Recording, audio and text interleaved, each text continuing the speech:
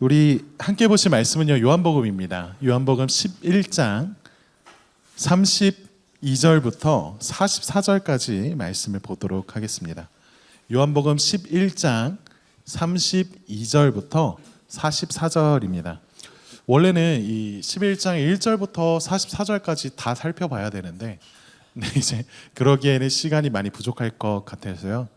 이제 32절부터 살피도록 하겠습니다. 네, 11장 나오나요?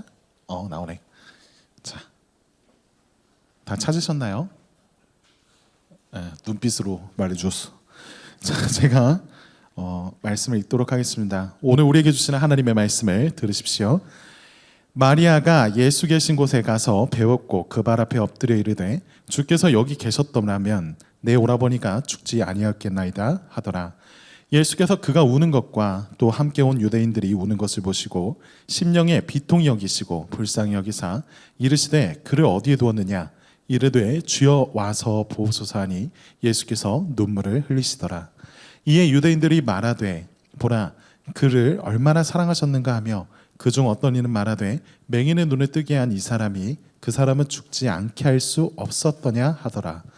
이에 예수께서 다시 속으로 비통히 여기시며 무덤에 가시니 무덤이 굴이라 돌로 막았거늘 예수께서 이르시되 돌을 옮겨 놓으라 하시니 그 죽은 자의 누이 마르다가 이르되 주여 죽은 지가 나흘이 되었음에 벌써 냄새가 나나이다. 예수께서 이르시되 내 말이 네가 믿으면 하나님의 영광을 보리라 하지 아니하였느냐 하시니 돌을 옮겨 놓으니 예수께서 눈을 들어 물으러 보시고 이르시되 아버지여 내 말을 들으신 것을 감사하나이다. 항상 내 말을 들으실 줄을 내가 알았나이다. 그러나 이 말씀 하옵는 것은 둘러선 무리를 위함이니 곧 아버지께서 나를 보내신 것을 그들로 믿게 하려 함이니이다. 이 말씀을 하시고 큰 소리로 나사로야 나오라 부르시니 죽은 자가 수족을 배로 동인 채로 나오는데 그 얼굴은 수건에 쌓였더라. 예수께서 이르시되 풀어놓아 다니게 하라 하시니라. 아멘. 길죠. 1절부터 읽었으면 더 좋았을 법 했는데 아쉽습니다. 여러분 우리는요 시간 교리 문답을 통해서 성경이 말하고 있는 하나님에 대해서 그리고 하나님이 사람들에게 요구하시는 바에 대해 살피고 있습니다. 지난번에 11문과 12문 그러니까 이제 지하 105호에서 들었던 마지막 예배 기억하실지 모르겠는데 오강일 강도사님이 오셔가지고 우리가 하나님의 말씀에 어떻게 반응하고 순종해야 되는지 그러함에도 우리가 그것을 할 수 없는 비참에 서 있다. 하나님은 그런 우리를 사랑하시기 때문에 진노하신다 라고 하는 이야기를 들었습니다. 오늘은요 이제 이어서 13문과 14문을 다루려고 했는데 13문만 다루려고 해요.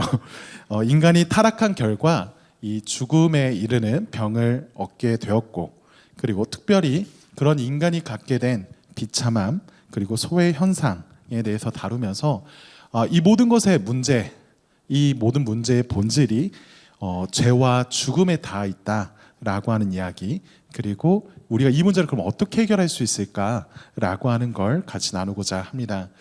여러분 우리가 오늘 읽은 이 본문 있죠. 많이 들어보셨을 법한 이야기입니다. 여기 계신 분들 중에 뭐 어릴 때 교회를 다니셨던 분들 중에는 이에 관한 찬양과 율동도 배우신 분들이 있다는 소문을 들었습니다. 없나요? 그 정도 아니야 너희 나이?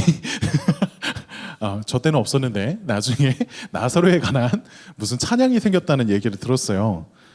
다들 모르는 눈치인 것 같은데 여러분 이 본문이요 요한복음에 기록되어 있는 여러 가지 표적들 중에 마지막에 기록된 표적입니다. 그러니까 여러분들 오늘 오전에도 우리가 표적에 관한 말씀을 같이 들었죠. 맹인을 눈뜨게 만드신 예수님에 대한 이야기를 우리가 들었는데 표적은요 계속 우리가 살피고 있지만 단순히 기적을 가리켜서 말하는 게 아닙니다.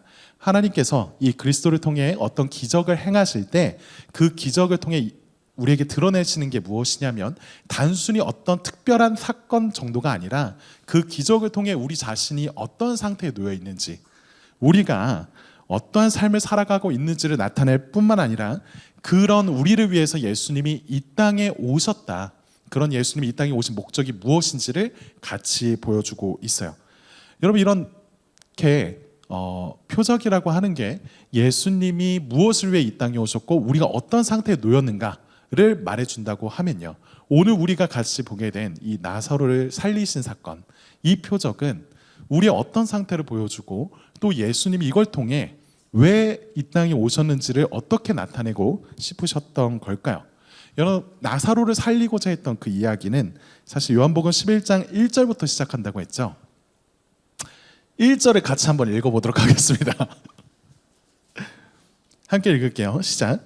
어떤 병자가 있으니 이는 마리아와 그 자매 마르다의 마을 베다니에 사는 나사로라. 자, 오늘 일어난 그 사건에 대한 배경이 된 이야기를 잠깐 전해주고 있어요. 베다니라고 하는 마을에 나사로라고 하는 사람이 있었습니다. 그리고 이 사람은 병자였죠. 그리고 그는요, 마리아와 마르다의 오빠였다라고 소개를 하고 있습니다. 여러분, 성경을 읽다가 갑자기 이름이 등장하는 때가 있습니다. 지금처럼요, 마리아랑 마르다라고 하는 자매가 있었고 그의 오라버니 나사로가 베다니에 같이 살았어 라고 하는 이야기를 할 때는요, 이 이야기를 처음 듣고 있는 요한복음이 기록될 그 당시 이 말씀을 처음 전해 듣는 사람들이 이 마리아와 마르다가 어떤 사람인지를 충분히 알고 있는 상태인 거예요. 그러니까 자연스럽게 야, 마리아와 마르다 알지? 그의 오라버니 나사로에 대한 이야기 너 알고 있잖아 하면서 이야기를 시작하고 있는 거죠. 그러니까 여러분들 그 당시에 사람들이 마리아에 대해서 어느 정도 알고 있었다. 그럼 우리는 이 마리아가 누구인지 우리는 알 수 있을까요? 2절을 한번 보도록 하겠습니다. 2절 읽을게요. 시작. 이 마리아는 향유를 주께 붓고 머리털로 주의 발을 닦던 자요 병든 나사로는 그의 오라버니더라. 자, 여러분, 이 마리아가 어떤 사람이냐면요, 우리가 불과 몇 주 전 오전에 들었던 말씀들 중에 고귀한 허비, 고귀한 낭비라고 하는 제목을 가지고 들었던 말씀이 있죠. 한 여인이 예수님께 찾아와서 값비싼 향유를 깨뜨려 그를 위해 드렸습니다. 이게 대체 무슨 일이냐 싶었는데 그 사건을 행하였던 그 마리아라고 하는 인물이요, 지금 오늘 등장하고 있는 마리아예요. 이 마리아가 이 나사로라고 하는 사람의 이제 누이였습니다. 그런데 그의 오라버니였던 나사로가 병에 걸렸던 거죠. 어디 조금 아팠던 것도 아니고 죽을 병이었던 것 같아요. 그래서 3절과 5절에서 우리가 볼 수 있듯이 이 3남매를 예수님은요 굉장히 아끼시고 사랑하셨던 것 같습니다. 그런 나사로였기 때문에 사람들은요, 예수님이 나사로가 병에 걸렸고 죽게 되었다라고 하는 소식을 전하게 되었을 때 예수님이 곧바로 그 나사로를 향해서 달려갈 거라고 기대했을 것 같아요. 그런데 예수님 왠지 그 소식을 듣고서 바로 움직이지 않으셨고요, 그 자리에서 이틀을 지체하셨습니다. 예수님이요 그 동네에서 지체하실 때에는 특별하게 그 동네에 무슨 일이 있었기 때문이 아니었어요. 무슨 이유인지 잘 모르겠는데 예수님은 나사로의 병을 고치기 위해 곧장 달려가지 않았습니다. 그리고 이거는요 마리아랑 마르다에게 있어서 너무 충격적인 일이었죠. 그래서 예수님이 나중에 서야 이 베다니 그 나사로의 무덤 앞에 이르렀을 때는요, 나사로가 죽은 뒤 사흘이나 지났던, 정확히는 나흘이나 지났던, 그러니까 이틀 지체하시고 또 이틀 지체하신 후에 가신 거예요. 여러분, 마르다와 마리아 입장에서 이 사실을 들을 때, 이 사실 다시 볼 때 좀 서운하지 않겠나요? 너무 가슴 아팠을 것 같습니다. 예수님이요 나사로가 가던 그 자리에 계셨다라면 상황은 좀 달라졌을 것 같으니까요. 그래서 마르다도 그리고 마리아도 예수님을 만났을 때 똑같은 이야기를 합니다. 6절과 32절을 비교해 보십시오. 거기에 보면 마르다가 먼저 말을 하고 32절에서 마리아가 다시 예수님을 만나서 말을 하는데 똑같이 이렇게 말해요. 주께서 여기 계셨더라면 내 오라버니가 죽지 아니할겠나이다. 그렇죠? 여러분, 마리아와 마르다의 마음이 어떤 마음에서 지금 이 이야기를 하고 있는지 여러분 10분 이해하실 겁니다. 그들이 지금 슬퍼하고 있는 것은요 굉장히 자연스러워 보이죠. 그렇기 때문에 이 나사로의 죽음으로 인해서 조문하러 왔던 수많은 사람들 역시도요 함께 울고 있었습니다. 이건 뭐 여느 장례식을 가더라도 우리가 흔히 볼 수 있는 자연스러운 모습일 거예요. 그런데 예수님이 이런 마르다와 마리아를 바라보시며 그리고 사람들의 눈물을 바라보시면서 일으키시는 반응이 조금 다르다라고 하는 게 신기합니다. 여러분 생각해 보세요. 우리가 장례식에 가면요, 어떤 생각을 합니까? 그 장례에 치르게 된 그 가족들을 우리가 어떻게 위로해야 될지, 어떻게 어떤 아픔 가운데 있을지 우리가 생각하면서 함께 동참하잖아요. 할 수 있는 게 별로 없어서 눈물을 흘리거나 아니면 그냥 그 자리에 머물고 있는 게 전부일 때도 많습니다. 그런데 예수님이요, 지금 어떻게 반응하시냐면 이들이 우는 모습을 보시면서 비통해 하십니다. 여러분, 여기서 비통해하다라고 하는 이 말이요, 우리가 흔히 생각하는 슬퍼한다 정도의 이야기가 아닙니다. 우리 33절 함께 읽어볼까요? 갑자기 점프. 33절 함께 읽겠습니다. 시작. 예수께서 그가 우는 것과 또 함께 온 유대인들이 우는 것을 보시고 심령의 비통이 여기시고 불쌍히 여기사. 자, 여기 심령의 비통이 여기셨다라고 하는 표현은요, 직역하자면 분노하셨다는 말이에요. 예수님이요, 사람들이 우는 모습들을 보시고서 그냥 우신 게 아닙니다. 비통해 하셨습니다. 심각하게 화가 나서 꾸짖을 때 쓰는 그 말, 그 비통함을 가지고 계셨어요. 38절에서도 마찬가지로 예수님은요, 비통이 여기셨다, 분노하셨다라고 성경은 말합니다. 자, 여러분 보실 때 이런 예수님의 모습이 좀 어때 보이세요? 자연스러워 보이십니까? 아니면 지금 사람들과 함께 마르다와 마리아의 그 슬픔에 동참해서 함께 울고 있는 사람들이 좀 더 자연스러운 모습 같나요? 왜 예수님은 대체 뭐 때문에 이렇게 화가 나서 분노를 하고 계신 걸까요? 여러분, 예수님의 분노는요, 마리아와 마르다 그리고 그곳에 있었던 사람들 자체만을 향한 것이 아닙니다. 예수님은 지금 인간이 갖고 있는 그 비참을 마주하고 계신 거예요. 예수는 지금 죽음의 현존과 죽음 앞에 서 있는 사랑하는 이들이 절망적인 세계관을 갖고 있다는 그 사실 앞에 서 계신 겁니다. 죽음 앞에서는 한없이 무력한 인간, 예수님 자신이 부활이고 생명이라고 고백하는 그 순간에 있어서도 죽음 앞에서는 아무런 희망이 없다라고 여겨버리는 거예요. 그런 절망함 가운데 승복해버린 사람들을 예수님은 보고 계신 겁니다. 마리아와 유대인들이요, 울고 있는 모습들이 바로 그런 세계관을 보여주죠. 우리는 이 죽음 앞에서 무엇을 할 수 없다라고 하는 거예요. 이건 어찌할 수 없는 거니까 그냥 그대로 두어야 된다라고 하는 거예요. 이것이 너무나 큰 슬픔이고 우리에게 있지 않았으면 하는 일이지만 그러함에도 이 절망은 어쩔 수 없다라고 승복해버린 사람들을 보신 거예요. 주님은요, 이 모든 문제들에서 이런 죽음이 가져온 모습들, 그리고 그 죽음이 죄의 결과로서 왔다는 사실을 마주하고 계십니다. 인간을 묶고 있는 그 죽음, 그 권세가 너무나 싫어요. 이것이 인간이 갖고 있던 비참한 현실이었습니다. 하나님을 떠난 인간의 무력함과 연약함이죠. 여러분, 어떻게 사람들이요, 불행하기를 바라면서 사는 사람이 어디 있어요? 전혀 없죠.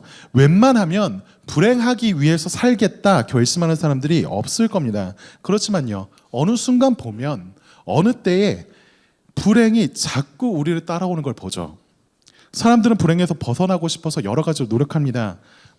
남들이 보기에 괜찮을 법한 직업이나 성취, 재산이나 명예 등을 가지고요, 남들 보기에 그 괜찮은 것들로 자신과 가족들을 지켜보려고 하기도 하고요, 술이나 재미있는 일들을 통해서 애써 잊어 넘겨버리고 싶어 하기도 합니다.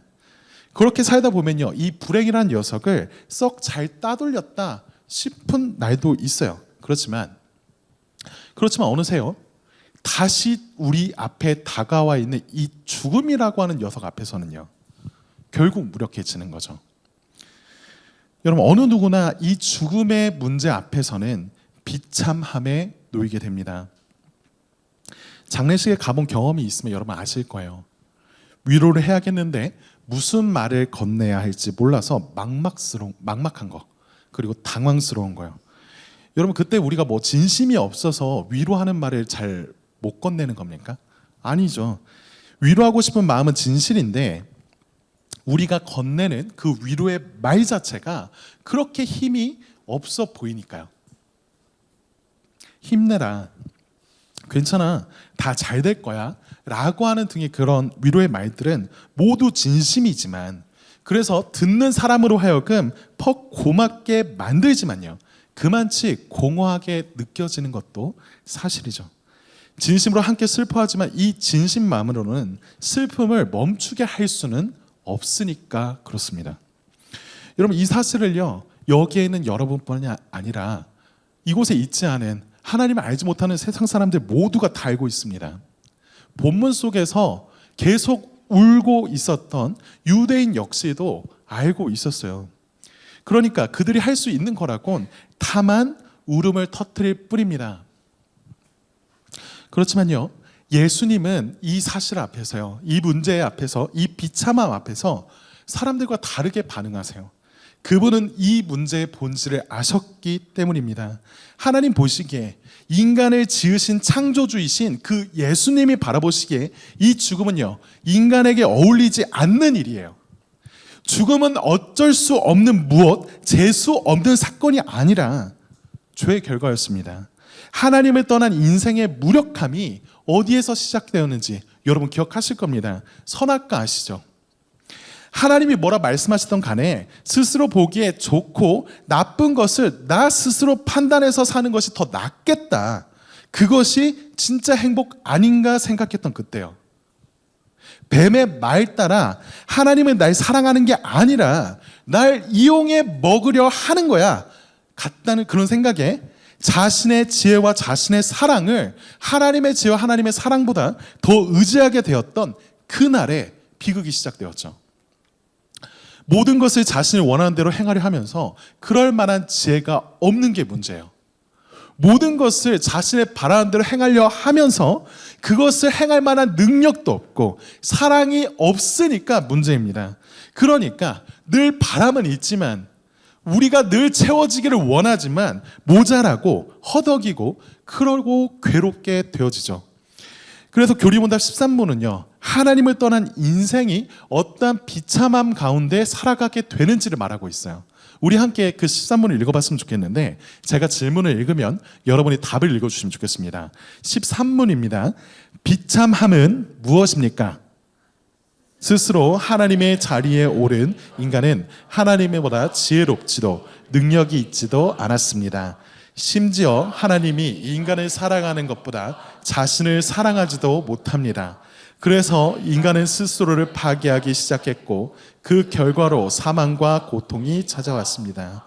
자, 지금 예수님이 분노하고 있는 이유가 이 문답과 같아요. 우리 죄가 이런 거예요. 여러분, 예수님께서 분노하시는 게 무엇 때문인지 이제 이해하시겠나요? 만일 여러분이요, 아이를 키우고 있다고 해봅시다. 그런 사람이 없는 건 알지만 만일에 언젠가 아이를 키우고 있다고 해봐요. 그러면 여러분이 사랑하는 그 자녀에게 이 세상에 가장 좋은 것들을 선물해 주고 싶을 겁니다. 맞죠? 당연할 거예요.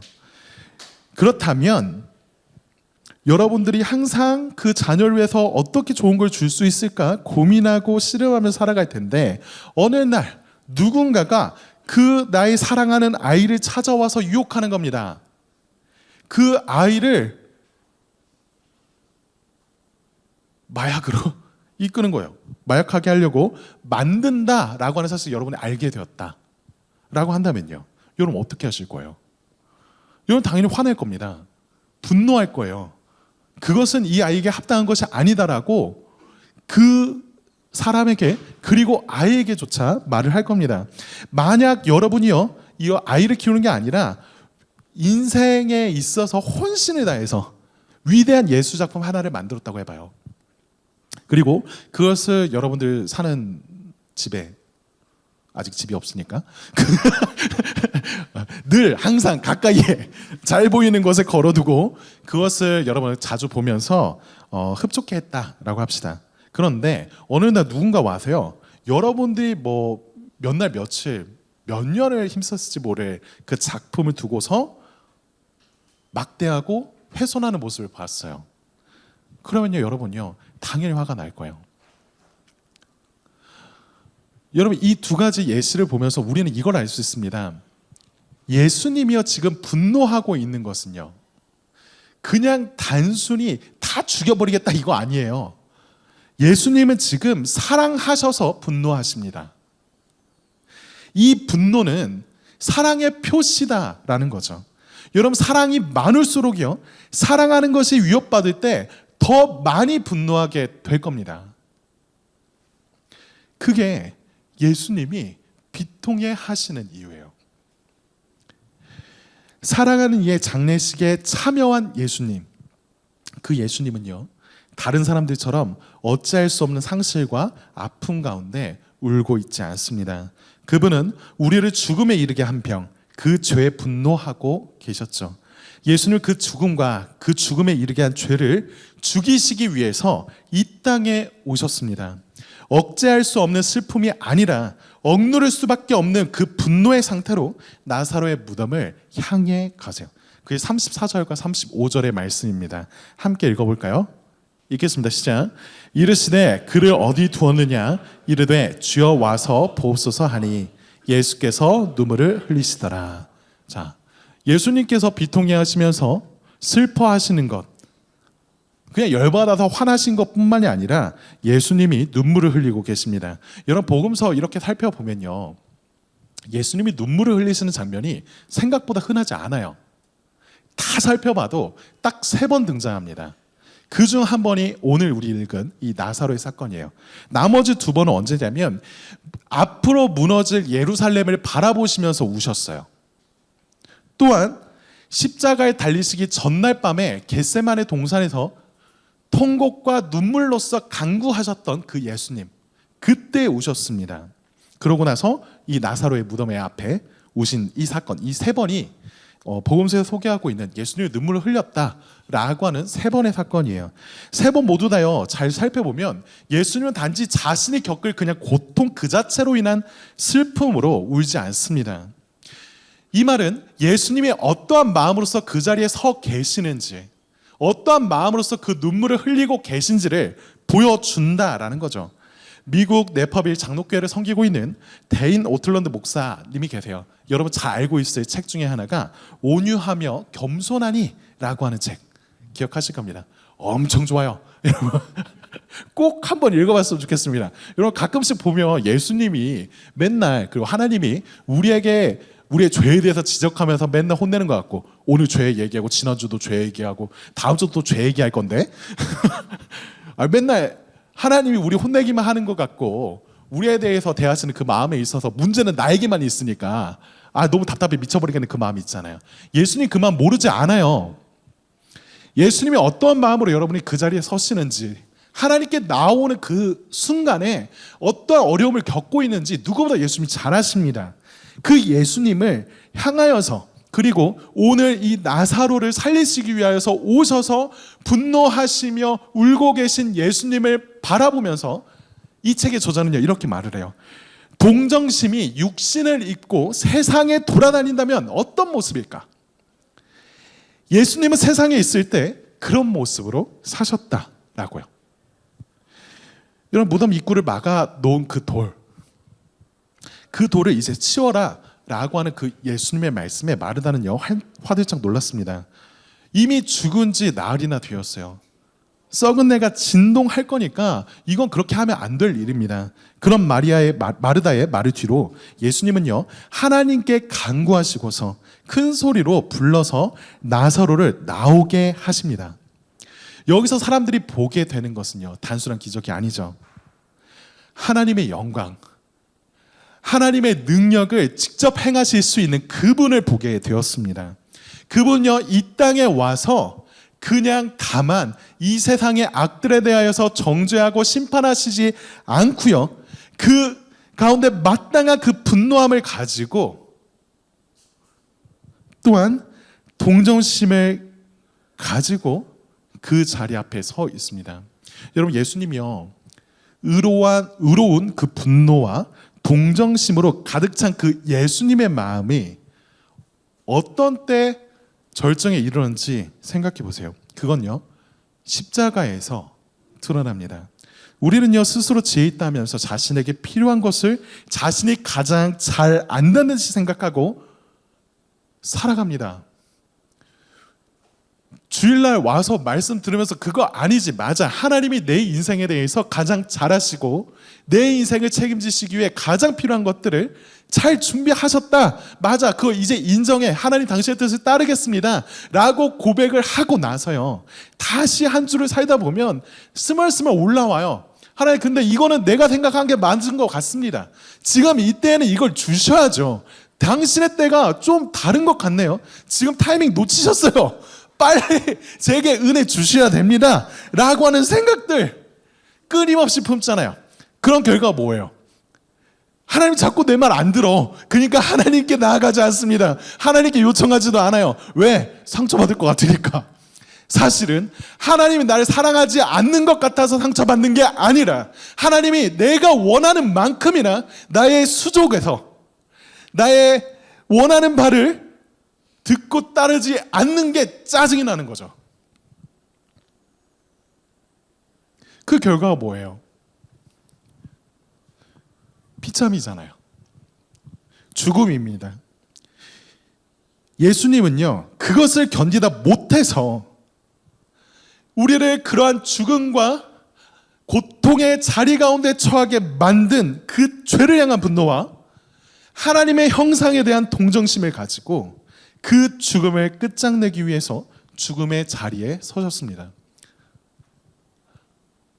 그 죽음은, 그 비참함은 당신이 지는 거 아니고서는, 당신이 짊어지는 거 아니고서는 해결이 안 되니까요. 여러분, 이것은요, 우리로서 감히 생각할 수 없었던 지혜입니다. 우리가 어떻게 이러한 것을 바랄 수 있어요? 감히 바랄 수 없던 사랑입니다. 사랑하는 여러분, 본문 속에서 마르다와 마리아의 슬픔 가운데 함께 동참하며 울었던 수많은 사람들도요, 예수님의 눈물을 보았습니다. 그리고 사람들은 말을 해요. 예수님이 나사로 진짜 많이 사랑했구나. 예수님 너무너무 사랑해서 지금 울고 계시구나. 그런데 거기가 끝이에요. 그러고서 이렇게 판단합니다. 예수가 맹인의 눈을 뜨게 할 만큼 능력 있는 존재라면 왜 좀 일찍 와서 나사로를 죽지 않게 하지 그랬냐? 비아냥되죠. 여러분, 예수 그리스도의 분노와 그 눈물이 고인 자리, 그 십자가 앞에서 우리는 뭐라 말하고 있습니까? 그 십자가 위에서 흘리시는 예수님의 피를 바라보면서 우리는 어떤 말을 하고 있습니까? 예수님 좀 더 빨리 오셨어야죠. 예수님, 당신이 우리 사랑하신다는 거 이제 알겠습니다. 근데요, 지금은 이렇게 해주셨어야죠. 여러분, 우리가요, 우리를 사랑하는 데 있어서 그렇게 탁월하지 않습니다. 진짜 우리를 사랑하는 방법을 가장 잘하는 것은요, 우리를 지으신 하나님, 이 세상의 모든 것을 주고도 사지 못할 당신의 그 영원함을 가지고 우리를 사신 그분, 그 예수님께 있습니다. 그 예수님께 나오십시오. 그리고 그분의 눈물과 분노 앞에서 우리를 죽음 가운데 건져 내시기 원하시는 그 사랑을 기꺼이 받아들이십시오. 우리 같이 찬양하겠습니다.